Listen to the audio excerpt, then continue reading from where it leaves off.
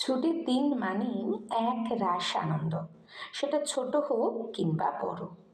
তার উপর যদি সেই ছুটিটা একজন দাদু ভাই আর নাতির একসঙ্গে দিন কাটানো হয়, তাহলে তো আর কোনো কথাই নেই। বাড়িতে সেই দিন দুজনের যুগলবন্দিতে বসেছিল মজার হাট। আমাদের নীল বাড়ির সকলের চোখের মধ্যমণি।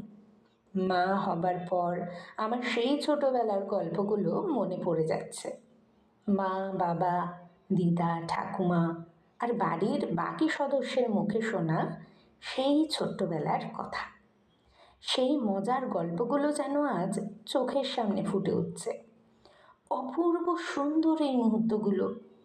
নীলের টামি টাইমের সময়টা যাতে আরও রঙিন আর আকর্ষণীয় হয়ে ওঠে, তারই একটা চেষ্টা করলাম। এখন আলাদা করে নীলকে টামি টাইমের জন্য সময় দিতে হয় না, কারণ নীল এখন একা একাই উল্টে গিয়ে নিজের কাজ নিজে করে। অর্থাৎ টামি টাইমের যে অ্যাক্টিভিটি, সেটাও নিজে নিজেই উল্টে গিয়ে করা শিখে গেছে।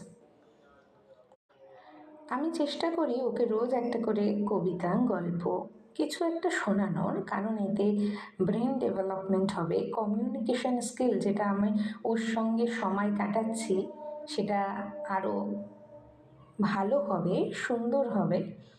তাই আমি ছোট্ট একটা চেষ্টা করি। আমি এমনিও ব্যক্তিগতভাবে আবৃত্তি শুনতে এবং বলতে পছন্দ করি, তাই ছোট্ট একটা চেষ্টা আমি নীলের সঙ্গে করি। সকলে ভালো থেকো, সুস্থ থেকো।